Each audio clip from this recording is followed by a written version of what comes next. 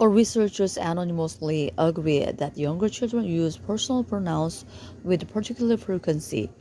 Schillack says, if a child of 7 or 8 pronounces the average word in his vocabulary 5.5 times, then the first person singular pronoun is uttered 100 times more frequently, 542 times, and the second person pronounce is 25 times more frequently, 135 times. God notes that children aged 4 to 6 are more likely to use subordinate clauses if they are more gifted and advanced in their development.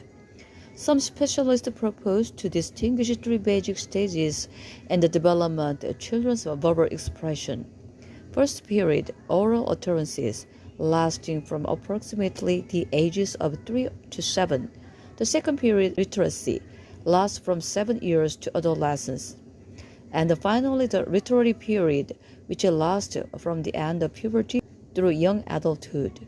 It should be noted that this division generally corresponds to reality, in that, as we have already stated, the development of oral language is always ahead of the development of written language. It is extremely important to note, however, that this superiority oral language over written continues after the first period of oral expression has ended.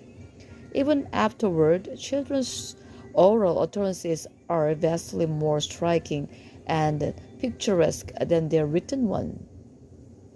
The transition to written language immediately dulls and impedes their language.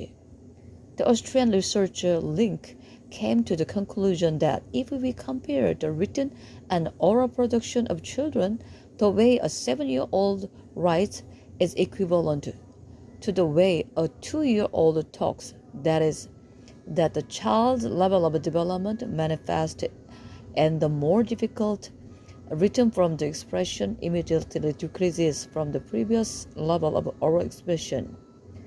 It is extremely noteworthy that the composition of the peasant children that Tolstoy so admired were examples of their oral creations.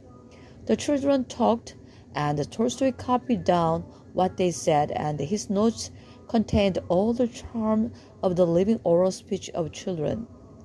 These stories also show the aspect of children's creation that some authors call syncretism, which means that the child creation is still not strictly differentiated as to different forms of